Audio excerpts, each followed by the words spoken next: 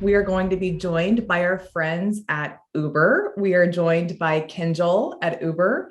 I believe we're having a bit of a challenge seeing her beautiful face in person, but that's okay. She's here and she has a beautiful voice as well. So we'll listen to that.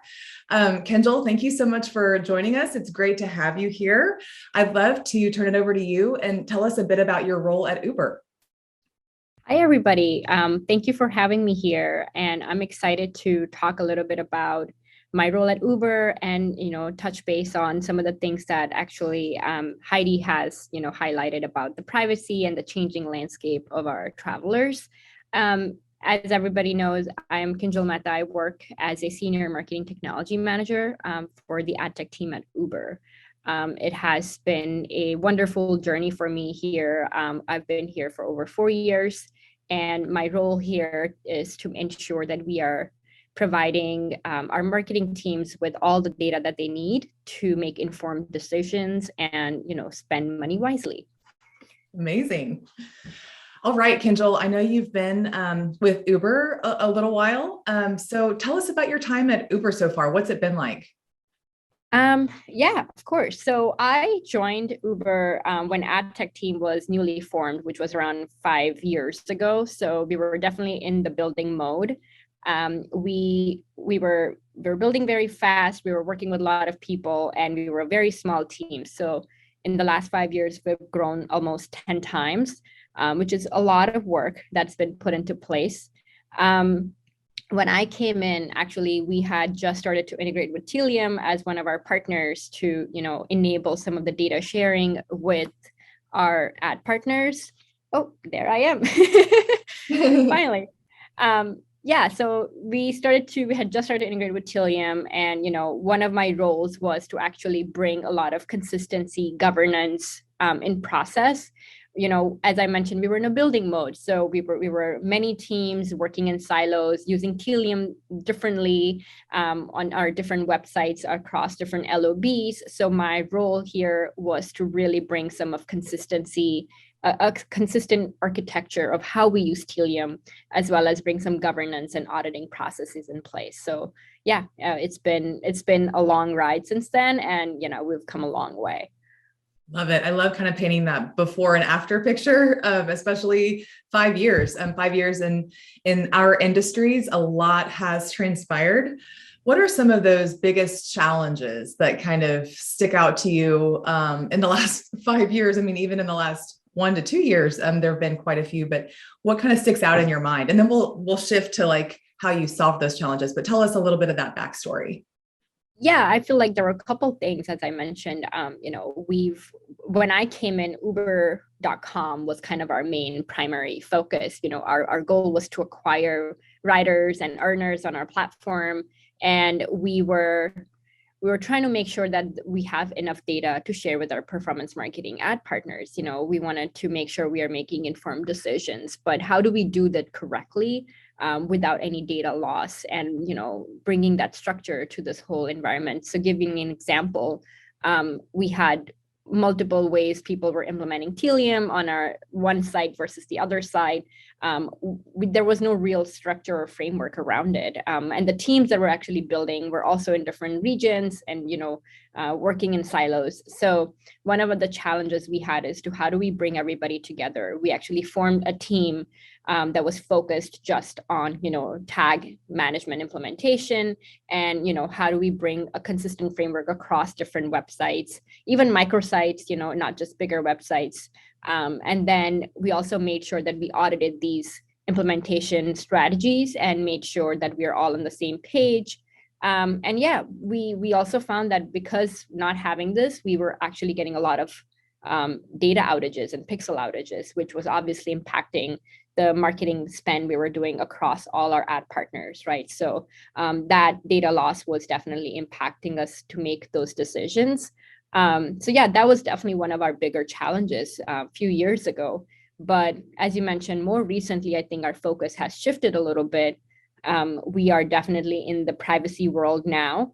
And I think that 2 years ago, the introduction of the GDPR, as everybody knows it, by EU was definitely a big challenge in this space for us. So it was one of those areas where everybody knew it was coming, but we didn't know what to expect and, how everybody's going to react to it in the industry. So that was definitely like a big one for us.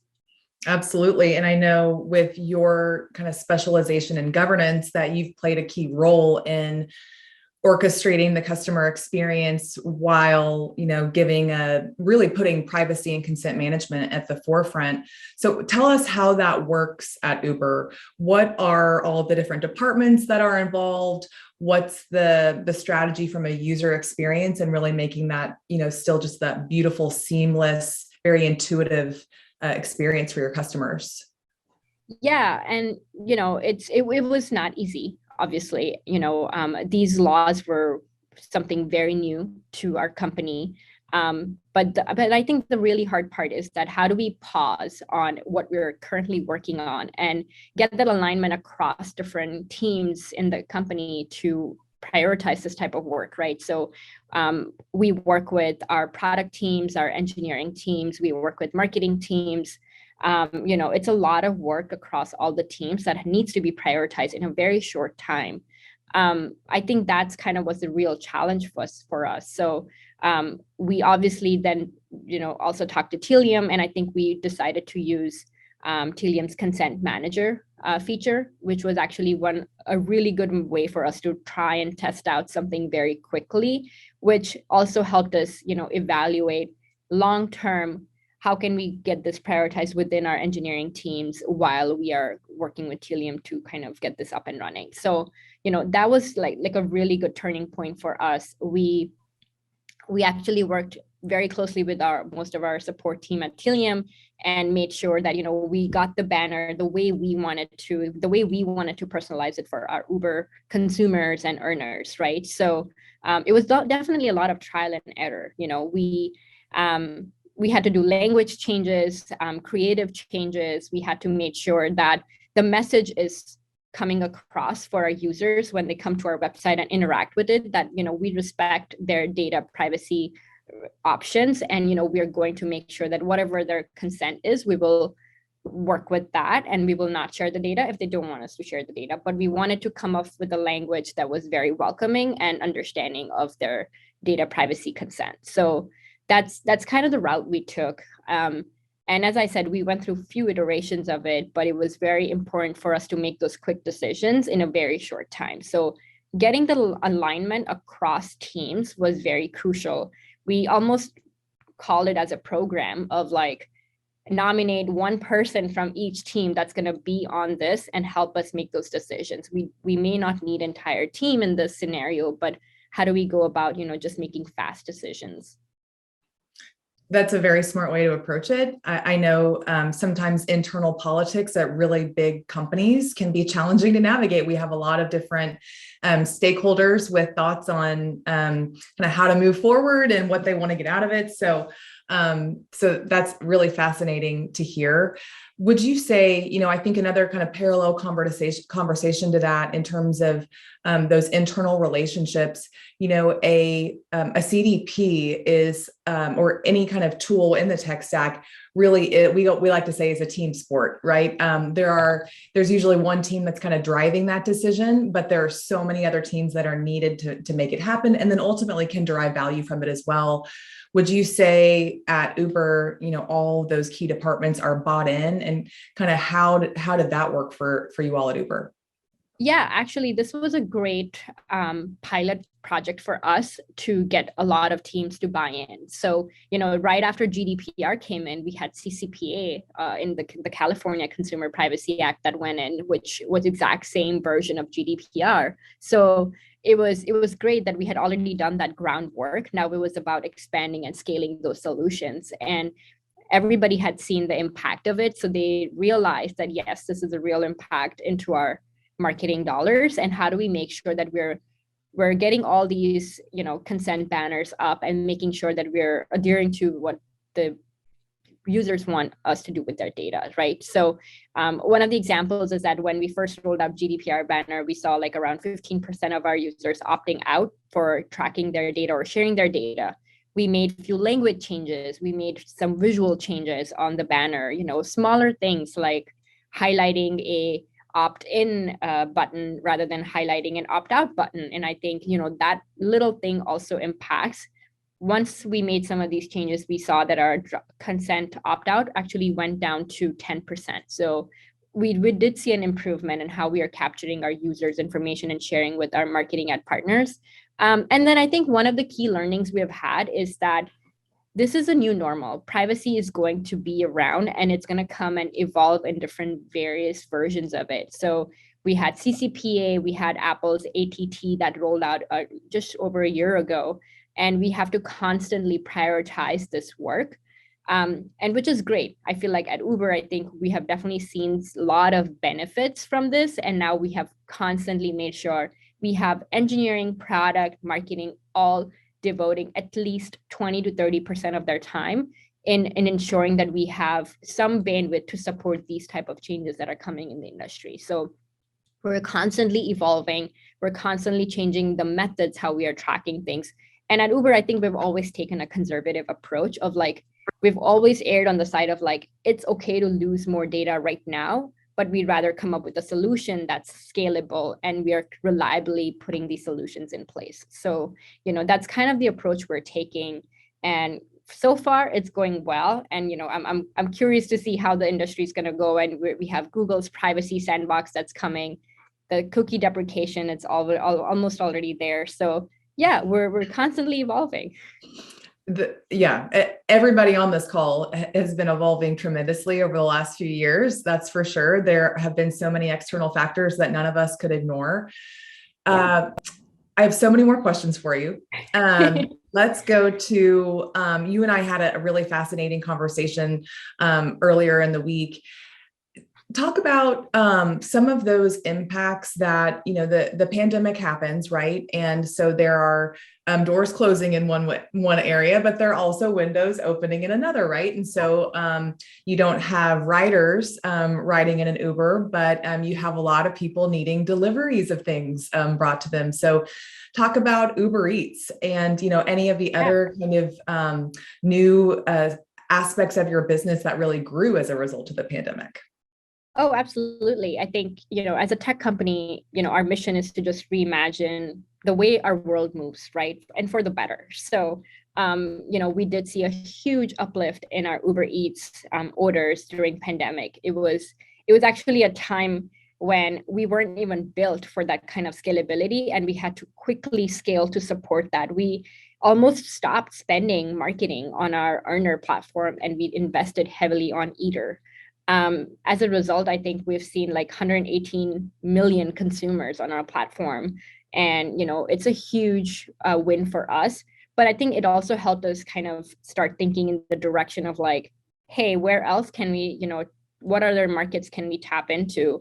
We've definitely partnered with our grocery stores and opened up some of the grocery ordering through our Uber Eats app. We have partnered with a lot of like alcohol vendors. We have partnered with healthcare vendors. Actually, one of the initiatives we did through Uber was that, hey, if people don't want to take a ride, it's okay. Maybe we'll give you a ride to a vaccination site, right? So partnering with all these healthcare providers as well.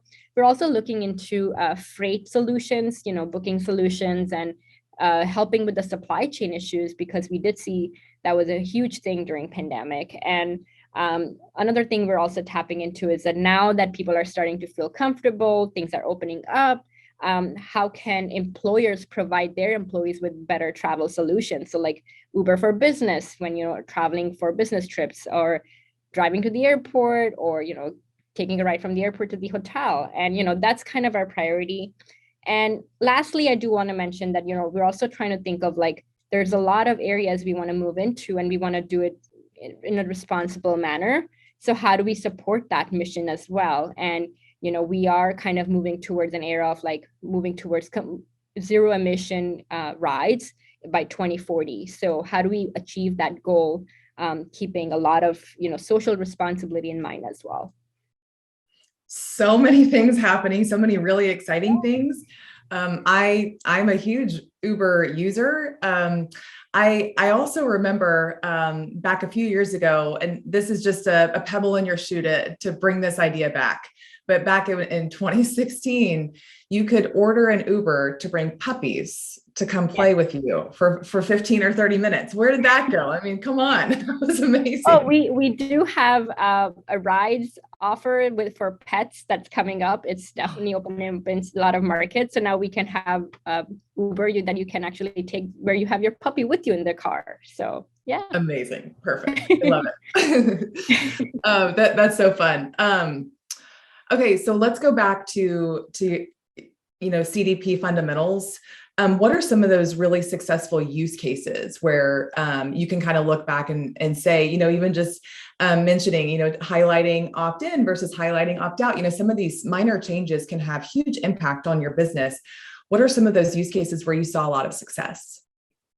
I think one of our use cases, losing out data because of data privacy or, users consenting out, I think we have kind of started to think about how do we actually use this data to understand our user journey or even understand, how do we optimize our spend when we don't have a lot of information? So one of the use cases that, maybe we're moving into a world where there's a lot of aggregation happening. We may not need to rely on user level specific device level data. We might be moving in an area where, aggregated cohorting world is going to be our way forward. One of the use cases I can say is that we have a lot of pixels on our sites. We share the data with our partners like Google, Snap, Facebook, so that we can run optimization. However, when the users opt out, can we just understand on an aggregate level how those campaigns are performing? We can cohort a bucket of users that are saying, hey, we don't want to share our data, but you could do internal attribution, which is fine. And how can we use our first party cookies in those aspects to, understand that user's behavior? So even though we cannot share with partners, but we could still get a lot of learnings for those users internally and make those decisions. Okay, awesome. Talk about Uber internationally. Do you have any interesting insights to share just in terms of, how people use Uber overseas versus here in the States, how your earners, interact with the company in different countries? Talk about some of those global distinctions. I think Uber very much is still a ride business in a lot of our international market. Uber Eats is a very heavy market for us in the US. But if I take an example of like India, where people are still relying very much heavily on our rides business. So we are definitely focusing in those areas. I think right now, since pandemic, our goal is now, given everything's opening up, our goal is to acquire more earners on our platforms. So we are kind of rolling out features in those, countries to say, hey, if you want to earn, just sign up on the platform. We will tell you based on what you have. If you have a bike, if you have a car, we'll suggest what's the best way for you to earn on this platform. So we're calling that as a gig economy almost. So, we're moving into those markets and, providing users with multiple options.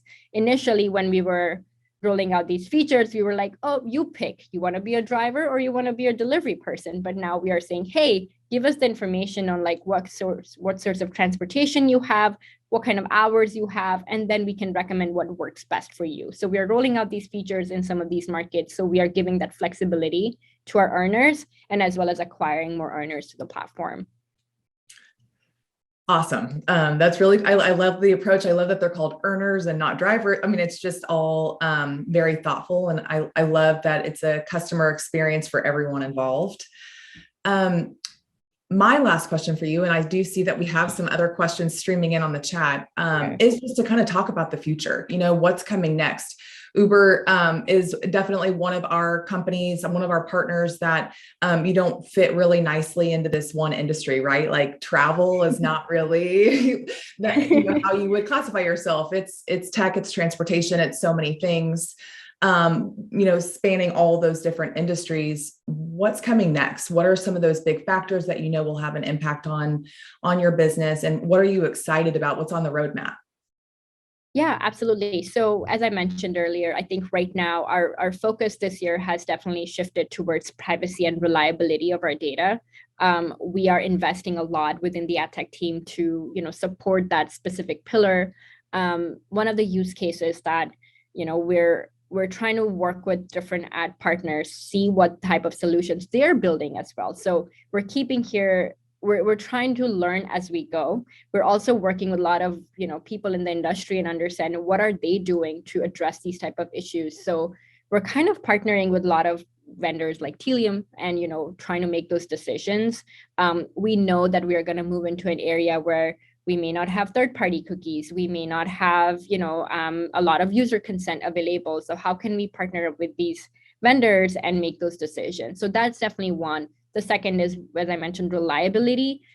We want to make sure that we're investing into how do we make sure our data is available to our partners for targeting, optimization, or even just to understand our attribution and measurement that, are we spending in the right places? So, making sure that our data is available all the time and there are no outages. It has been one of our bigger focuses. And that's kind of where we're heading. We're trying to be innovative and also trying to be ahead of the curve at the same time. I'm doing a great job at both, for sure. Okay, let's jump into one of these questions from the audience quickly. How were you able to secure internal buy-in to invest in a CDP at Uber? Oh, can you repeat the question? I'm sorry. Sure, yeah.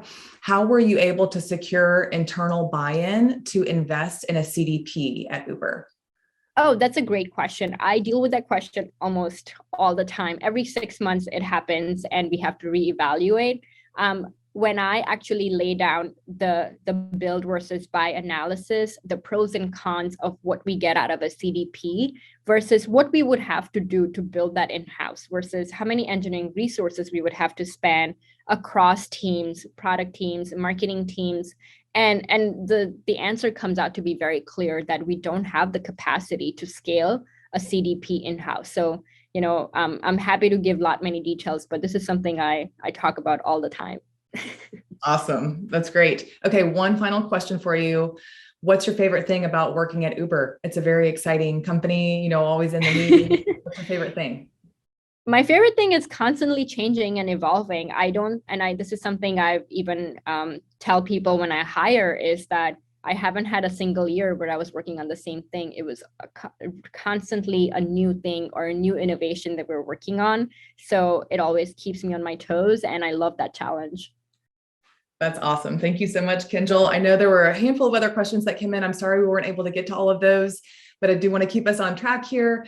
Everyone, please join me in thanking Kinjal for her time. Kinjal, just really enjoyed that conversation. You are truly forging new paths in the industry. And it was just an absolute pleasure to speak with you today. So thank you again for sharing your time with us. No problem. Thank you very much for having me.